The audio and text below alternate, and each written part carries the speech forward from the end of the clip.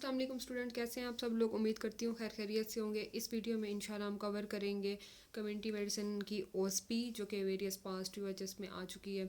तो स्टार्ट करते हैं अपनी वीडियो। सबसे पहले जो स्टेशन पे जो है उसने दिखाया हुआ है एक डायग्राम दिखाई हुई है। इसको उसने पूछा हुआ है कि आइडेंटिफाई करें और कौन कौन से जो है इंसेक्टिसाइड्स जो है हम लोग यूज़ कर रहे होते हैं इस इंसेक्ट को कंट्रोल करने के लिए। ये नॉर्मल जो आम मक्खी हमारे घरों में, तो ये वो दिखाई हुई है, ठीक है। ये हाउस फ्लाई। और जो है उसके बाद उसने पूछा हुआ है कि 2 इंसेक्टिसाइड्स जो हैं आपने कौन से यूज़ करने हैं इस इंसेक्ट को कंट्रोल करने के लिए। तो सबसे पहले जो हमने डीडीटी क्या है, 5% हमने देना है। Dichlorodiphenyltrichloroethane dichlorodiphenyltrichloroethane, ठीक है। ये 5% हम लोगों ने देना है। उसके बाद जो है मिथॉक्सी क्लोर उसने हम लोग 5% दे सकते हैं। और क्लोरडिन ये जो है हम लोग यूज़ करते हैं। उसके बाद जो है उसने पूछा हुआ है कि कौन सी 4 डिजीज़ हैं आप जो इस जो नॉर्मल हाउस फ्लाई है उससे जो ट्रांसमिट हो सकती हैं। तो हमने इसमें ये बताना है कि टाइफाइड हो सकती है, पैराटाइफाइड फीवर हो सकती है, ठीक है। डायरिया, डाइसेंट्री, कॉलरा, पोलियोमाइलिटिस, ये सारी डिजीज़ जो हैं ट्रांसमिट हो सकती हैं। देन स्टेशन नंबर 2 पे उसने पूछा हुआ है कि ये जो है पिक्चर उसने दिखाई हुई है। उसने कहा है कि इसको आइडेंटिफाई करें। आइडेंटिफाई ये नॉर्मल जो है हमारी ओरल कंट्रासेप्टिव पिल्स ही हैं, ठीक है। अब जो है उसने पूछा हुआ है कि इसका मैकेनिज़्म ऑफ एक्शन बताएं और जो है ब्राउन पिल्स जो ये नीचे हैं ये किस मकसद के लिए हम लोग यूज़ कर रहे होते हैं, ठीक है। अब जो है हमने ये नॉर्मल जो है हमारी कंट्रासेप्टिव पिल्स ही हैं। और किस इनका मैकेनिज़्म ऑफ एक्शन क्या है, ये ओवरी से जो ओवम रिलीज़ हो रहा होता है इन्होंने उसको प्रिवेंट करना होता है, ठीक है। अब जो ओवम रिलीज़ ही नहीं होगा तो जाहिर सी बात है फिर अगर प्रेगनेंसी नहीं होगी तो इन्होंने क्या करवाना होता है कि ओवरी से ओवम की जो प्रोडक्शन है उसको प्रिवेंट करवा रही होती हैं। और जो है जो गोनेडोट्रोफिन से जो पिट्यूटरी सेक्रीशंस आ रही होती हैं उनको भी ये ब्लॉक करती हैं, ठीक है। ब्लॉक कर रही होती हैं पिट्यूटरी सिक्रीशन को जो कि गोनेडोट्रोफिन से आ रही होती हैं, ठीक है। और उसके बाद ब्राउन पिल्स का उसने पूछा हुआ है कि पर्पस क्या है इनका पर्पस ये होता है कि जैसे नॉर्मली वुमेन होती हैं जो कि भूल जाती हैं अपना ओरल कंट्रासेप्टिव पिल्स लेना। 28 डेज़ का होता है ना साइकिल नॉर्मली, तो कुछ औरतें जो हैं वो भूल जाती हैं। तो इसका मतलब ये इनमें कुछ भी नहीं होता, सिर्फ आयरन ही होता है, ठीक है। और ये बस कंटिन्यूटी को मेंटेन करने के लिए हम लोग यूज़ कर रहे होते हैं। तो इनमें कुछ भी नहीं होता, ठीक है। दिस कंटेन आयरन और act as placebo and are given for continuity. तो उसके बाद स्टेशन नंबर 3 जो है उस पर उसने क्या पूछा हुआ है कि मेटरनल डेथ उसने कैलकुलेट उसने पूछा हुआ है कि जो है आप जो है कैलकुलेट करो maternal death among 7 lakh live birth उसने दी हुई हैं। और जो है current maternal mortality rate of Pakistan उसने ये जो कहा हुआ है कि इसको यूज़ करते हुए आप जो है ना इसका मेटरनल डेथ्स जो है कैलकुलेट करो। अच्छा, उसमें क्या है, अब 1 लाख जो लाइव बर्थ होता है उसके लिए जो है 340 मेटरनल डेथ्स हैं। मतलब 1 लाख पैदा हो रहे हैं तो 340 जो है वो मर रही हैं, ठीक है, खातन। अब जो हमने मेटरनल मॉर्टेलिटी रेट पाकिस्तान के मुताबिक इतना है। अब 1 लाइव बर्थ के लिए क्या 340 को हम इस पे तकसीम कर देंगे, ठीक है। अब उसने पूछा हुआ है कि 7 लाख लाइव बर्थ के लिए। अब 7 लाख के लिए क्या होगा, फिर इसी को 340 को जो हमने इस पे डिवाइड किया था इससे हम जो 7 लाख से मल्टीप्लाई कर देंगे तो हमारे पास आएगा 2380। तो ये हमारे पास हो गया मेटरनल डेथ या maternal mortality rate of Pakistan, ठीक है। उसके बाद जो है स्टेशन नंबर 4 पे उसने पूछा हुआ है कि हमें ये बताएं कि जो ग्रोथ पैटर्न है इस चार्ट का ये क्या इसकी इंटरप्रेट करें। और what could be the most common reason of this pattern. अब जो है ये वेट और एज वाला जो ग्राफ है ये ग्रोथ चार्ट ही है, ठीक है। और ये किसको शो कर रहा होता है, ये मेल न्यूट्रिशन को शो कर रहा होता है, ठीक है। अब देखें gradual decrease in weight indicating. इसने ये पूछा हुआ है कि ये एकदम से जो वेट की रिडक्शन हो रही है तो ये इसका क्या मतलब है। इसका मतलब है कि बच्चा जो है वो ये इंडिकेट कर रहा है कि माल न्यूट्रिशन है, ठीक है। और जो है उसने पूछा हुआ है कि what could be the most common reason of this pattern. इस पैटर्न की रीज़न क्या है। वो कहता है कि इम्प्रॉपर वीनिंग, जो बच्चा है वो उसको जब जो हम सॉलिड या कोई भी जो खुराक जो हम वीनिंग के लिए बच्चे को देते हैं तो वो इम्प्रॉपर वीनिंग की वजह से है जो बच्चा है उसमें माल न्यूट्रिशन होना शुरू हो गया, ठीक है। और उसका वेट जो है एकदम से रिड्यूस होना शुरू हो गया।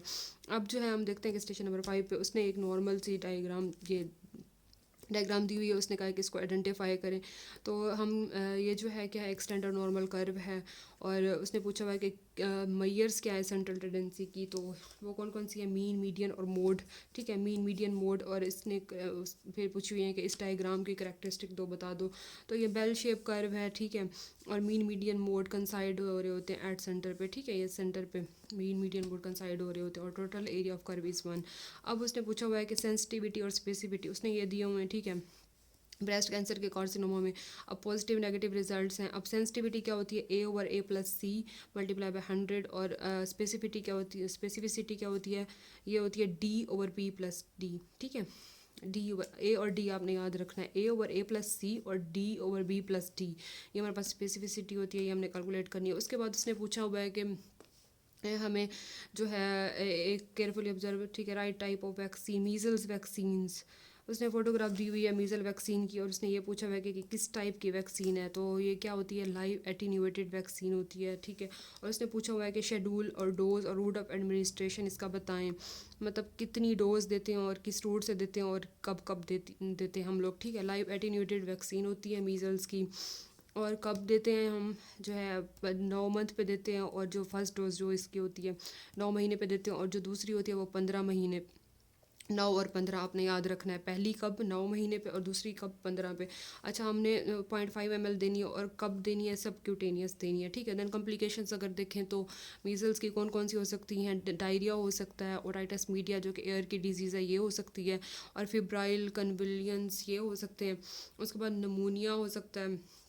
ये सारी आपने कॉम्प्लिकेशंस याद रखनी है, ठीक है, बहुत अच्छे से। उसके बाद जो है स्टेशन नंबर 8 पे उसने बताया हुआ है कि केयरफुली ऑब्जर्व, ये उसने एक बच्चे की पिक्चर दिखाई हुई है, ये क्या है इस, और आइडेंटिफाई करना है इस डिज़ीज़ को, ठीक है। ट्रंक पे उसको सारे स्पॉट्स वगैरह हैं। तो name the causative organism and route of administration, तो ये किसकी डायग्राम है, मीजल्स की है, ठीक है। और कॉजेटिव ऑर्गेनिज्म क्या है इसका, पैरा RNA पैरामिक्सो वायरस होता है, ठीक है। और किस वजह से ये ट्रांसमिट किस तरह से होता है, रूट ऑफ ट्रांसमिशन, ठीक है, उसने पूछा हुआ है। तो ये किस लिए है कि ड्रॉपलेट इन्फेक्शन से हो सकता है। 3 स्टेजेस उसकी पूछी हुई हैं इरप्शन की, कौन कौन सी, प्रोड्रोमल स्टेज होती है जिसमें जो है फीवर होता है, उसको बच्चे को cough, redness of eyes, sneezing, complex spots उसकी बॉडी पे बनना शुरू हो जाते हैं, ठीक है। देन उसने पूछा हुआ है कि इरप्टिव स्टेज उसकी इरप्टिव फेज़ होती है 3 स्टेजेस में। पहली प्रोड्रोमल जिसमें बच्चे को कफ, फीवर, रेडनेस हो रही है। देन जो है इरप्टिव फेज़ है उसमें क्या हो रहा है, रैशेस बनना शुरू हो गए हैं, मैकुलोपेपुलर रैश होता है। देन पोस्ट मीजल स्टेज अगर देखें तो उस पर क्या होती है, ग्रोथ रिटार्डेशन, कैंडिड इन्फेक्शन, ठीक है। अब उसके बाद स्टेशन नंबर 9 पे उसने एक डायग्राम दिखाई हुई है कि इसको आइडेंटिफाई करना है और इसका मैकेनिज्म ऑफ एक्शन क्या है। ये जो है कॉपर टी ट्यूब है, ठीक है, और ये क्या इंट्रा यूट्राइन डिवाइस है। अब उसने पूछा हुआ कि इसका मैकेनिज्म ऑफ एक्शन क्या है, ये क्या कर रही होती है, यूट्रस में जो एंजाइम्स होते हैं उनके इफेक्ट कर रही होती है, और ये अफेक्ट करती है स्पर्म की मोबिलिटी को, कैपेसिटेटिंग एंड सर्वाइवल बाय चेंजिंग का, मतलब ये क्या कर रही होती है, जो सर्वाइकल म्यूकोजा है ना उसकी बायोकेमिकल कंपोजिशन को चेंज करवा के कैपेसिटेशन को रोकती है, और जो है स्पर्म की मोटिलिटी को भी रिड्यूस कर रही होती है, ठीक है। तो ये इस तरह से अपना काम करती है। और इसकी कंट्राइंडिकेशन क्या है कि जो है 3 एब्सोल्यूट कंट्राइंडिकेशंस कौन कौन सी, हम प्रेगनेंसी, जो प्रेग्नेंट वूमेन है उसमें हम अवॉइड करेंगे, और जिन औरतों को पेल्विक इन्फ्लेमेटरी डिजीज़ है उनमें भी हम नहीं देंगे, और जो है कैंसर ऑफ यूट्रस या सर्विक्स वगैरह में भी, इनमें भी हम अवॉइड करेंगे, ठीक है। देन जो हमारे पास जो है स्टेशन नंबर 10 उसने पॉजिटिव प्रिडिक्टिव वैल्यू पूछी हुई है और नेगेटिव प्रिडिक्टिव वैल्यू पूछी हुई है। अब ABC उसने ये सारी दी हुई हैं, ठीक है। पॉजिटिव ये क्या है, ट्रू पॉजिटिव है, ये फॉल्स पॉजिटिव है, फॉल्स नेगेटिव, ट्रू नेगेटिव। अब पॉजिटिव प्रिडिक्टिव वैल्यू क्या नाम से जाहिर होता है, पॉजिटिव वाले हमने देखने हैं, ठीक है, A/A+B मल्टीप्लाई बाय 100। और नेगेटिव प्रिडिक्टिव वैल्यू में क्या करेंगे, D/C+D, ये आपने याद रखना है, ठीक है, D/C+D। अब उसने पूछा हुआ है कि एक डायग्राम दी हुई है कि ये किस चीज़ की है, इसको ऑब्जर्व करें, इसकी डोज बताएं, रूट ऑफ एडमिनिस्ट्रेशन बताना है, और इसके क्या कंपोनेंट्स हैं, और 1 साल से कम उम्र के बच्चे में क्या शेड्यूल है, ठीक है। हमने क्या करनी है, ये BCG ये जो है 0.5 ml देनी है हमने, डीप इंट्रामस्कुलर देनी है, ठीक है। और जो है डिफ्थेरिया टॉक्साइड पर्टूसिस और टेटनस टॉक्साइड, ये जो है इसके कंस्टिट्यूएंट, मतलब ये पेंटावेलेट जो हमारी जो वैक्सीन है, डिफ्थेरिया हो गए, पर्टूसिस, टेटनस, ये सारे, टेटनस टॉक्साइड, ये जो है हमने कब देनी है, इंट्रामस्कुलर देनी है और 0.5 ml देनी है। BCG इंट्राडर्मल देते हैं, ठीक है। ये सारी जो है डिप्थीरिया, पर्टोसिस और टेटनस वाली ये हमने देनी है इंट्रामस्कुलर, ठीक है। और जो है कब देनी है, 6 वीक पे देनी है, 10 पे और 14 पे। 6, 10, 14 आपने याद रखना है। 6, 10, 14 पे हम लोग ये वाली वैक्सीन देते हैं। डिप्थीरिया हो गई, टेटनस हो गई और पर्ट्यूसिस, और ये कब देते हैं, इंट्रामस्कुलरली देते हैं। उसके बाद जो है उसने अगले स्टेशन पे पूछा हुआ है कि ये डायग्राम क्या है, मतलब इस चार्ट को आइडेंटिफाई करो। ये मल्टीपल बार चार्ट है, ठीक है, मल्टीपल बार। और दूसरे बार चार्ट कौन कौन से होते हैं, सिंपल बार चार्ट होता है, कंपाउंड बार चार्ट होता है, और कैटेगोरिकल टाइप डाटा के लिए हम लोग जो है कैटेगरीज में डिवाइड किया हुआ है, जैसे सिंध पंजाब का हो गया या इस तरह से, ठीक है। कैटेगोरिकल टाइप डाटा के लिए हम लोग यूज़ करते हैं। अब उसने पूछा हुआ है कि जो है कैलकुलेट करें इन्फेंट्स की डेथ हमने कैलकुलेट करनी है कितनी, 3800 उसने लाइव बर्थ दी हुई हैं कि इस तरह हम जो है वो कैलकुलेट करें। अब 1000 जो है लाइव बर्थ के लिए 80 हैं, ठीक है। ये आपने माइंड में रखना है कि 1000 लाइव बर्थ के लिए 80 इन्फेंट्स की डेथ हो रही है, तो एक लाइव बर्थ में क्या होगा, 80 को 1000 पे तकसीम करेंगे। अब उसने पूछी हुआ है कि इतने लाइव बर्थ के लिए कितनी डेथ होंगी, तो इसको मल्टीप्लाई बाय कर दें 3800 से, तो आपके पास 304 आ जाएगा। उसके बाद जो है अब ये उसने एक डेस्क की पिक दिखाई हुई है कि किस तरह का डेस्क है। अब ये देखें तो ये जो है नेगेटिव डेस्क है, क्योंकि ये जो मतलब टेबल है, टेबल से के अंदर मतलब थोड़ा सा अंदर की तरफ जा रहा है।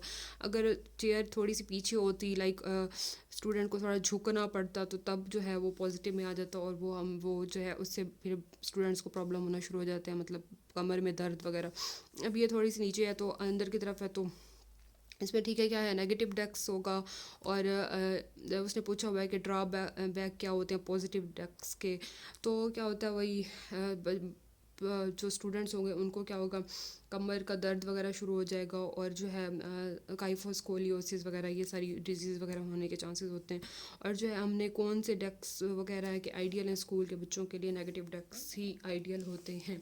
अच्छा, उसके बाद उसने कहा हुआ है कि ये जो है इसको आइडेंटिफाई करें है, ये पीछे भी आई हुई थी एक डायग्राम। ओरल कंट्रासेप्टिव पिल्स हैं, और ये इनका सक्सेस रेट क्या है कि ये 100% इफ़ेक्टिव हैं, और जो है 100% इफ़ेक्टिव है। और ये उसने पूछा हुआ है कि अगर एक औरत है वो भूल जाती है कि कंट्रासेप्टिव लेना, तो क्या किस तरह से हमने उसको फिर गाइड करना है, ठीक है।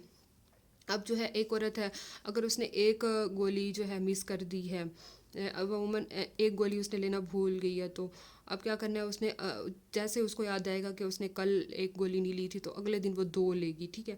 अब अगर उसने उसको 2 दिन याद नहीं रहा कि मैंने मतलब टैबलेट लेनी थी, तो उसने अगर 2 मिस कर दिए हैं, तो उसको अगले दिन जब वो याद आएगी, उसको याद आएगा कि मैंने मतलब 2 गोलियां नहीं ली, तो वो फिर 3 लेगी, ठीक है। 3 टैबलेट्स उसी टाइम लेगी। अगर उसने 3 दिन कंटिन्यूसली उसको मतलब उसने मिस कर दी किसी वजह से टैबलेट लेना, तो क्या होगा, फिर हम उसको कहेंगे कि आप जो है टैबलेट कोई ना लें, ठीक है। और जो ना उसको कहेंगे कि जो ब्लीडिंग या नॉर्मल जो मेंस्ट्रुअल साइकिल उसका है वो उस कंटिन्यू करे उसको, और उसके बाद जो है फिर ज़ीरो से स्टार्ट करवाएंगे उसका पूरा साइकिल, ठीक है। ये आपने माइंड में रखना है।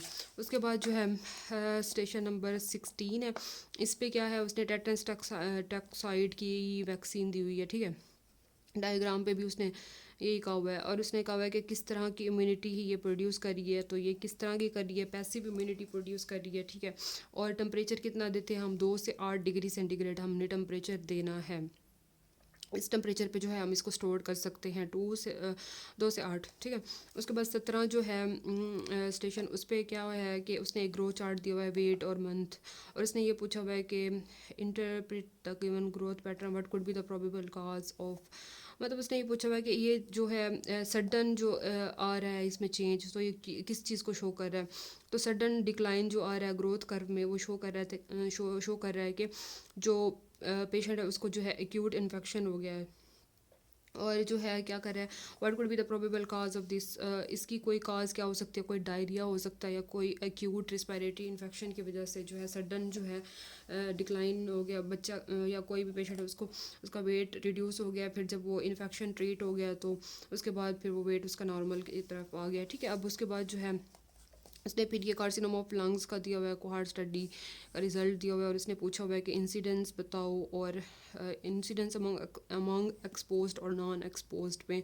अब इंसिडेंस अमंग एक्सपोज्ड में क्या है, A/A+B, एक्सपोज्ड मतलब जो पॉजिटिव लाइक, और इंसिडेंस नॉन एक्सपोज्ड जो नेगेटिव में है C/C+T, ठीक है। ये आपने माइंड में रखना है। ये वैसे मोस्टली रट्टा ही होता है, बस इसको आपने अच्छी तरह से याद रखना है। और उसके बाद क्या है, ये उसने डायग्राम पूछी हुई है, ये लाइफ लूप, ठीक है। और ये जो है इसके साइड इफ़ेक्ट पूछे हुए हैं कि क्या क्या कॉम्प्लिकेशंस या साइड इफ़ेक्ट हो सकते हैं। प्रेगनेंसी हो सकती है, ठीक है, परफोरेशन, ब्लीडिंग, ये हो सकते हैं। कंट्रा इंडिकेशन क्या है इसके, इसमें जो है सस्पेक्टेड प्रेगनेंसी होने के चांसेस होते हैं। अब जो स्टेशन नंबर 20 पे उसने क्या दिया हुआ है कि हिस्टोग्राम उसने दिखाई हुई है, जो जो जितने भी मतलब मिले हुए हैं। हिस्टो की डायग्राम ऐसे भी थोड़ी कम्प्लेक्स सी होती है, तो हिस्टोग्राम, ठीक है, उससे आपने याद रखना है। और न्यूमेरिकल डाटा के लिए ये यूज़ होती है। और उसके बाद जो है ये भी वही उसने दी हुई है, BCG वैक्सीन आइडेंटिफाई करना है और टाइप कौन सी है। BCG जो होती है इंट्राडर्मल देते हैं, और हम लाइव एटीन्यूएटेड वैक्सीन होती है और 0.05 ml देते हैं। और ट्यूबरकुलन सिरिंज जो है हम लोग यूज़ करते हैं, ठीक है। अब स्टेशन नंबर 22 में उसने पूछा हुआ है कि ये वाली जो है इसको आइडेंटिफाई करो। ये नाम से ज़ाहिर ORS, ओरल रिहाइड्रेशन साल्ट, और किस लिए यूज़ होता है। ये जो डायरियल डिजीज़ में डिहाइड्रेशन होती है, हम उसको कंट्रोल करने के लिए यूज़ कर रहे होते हैं। और उसने पूछा हुआ है कि इसका फंक्शन क्या है। इंक्रीज़ करता है अब्जॉर्प्शन ऑफ सोडियम के अब्जॉर्प्शन को इंक्रीज़ करता है। और इसमें कितनी कैलोरी वैल्यू होती है, एक पैकेट में 80 किलो कैलोरीज, ठीक है। और इसको हम IV कभी भी नहीं देते, ये आपने याद रखना। उसके बाद उसने फिर वही लाइफ स्लूप दी हुई है, इंट्रायूट्रल कंट्रासेप्टिव डिवाइस है। अच्छा, अगर जो है वो कहता है 2 criterias of ideal candidate for this.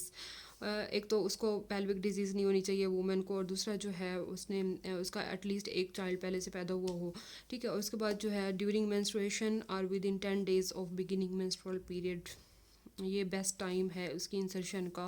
Menstruation के दौरान आप इंसर्ट कर सकते हो, या जो उसका पीरियड शुरू हो रहा है उसके 10 दिनों के बाद।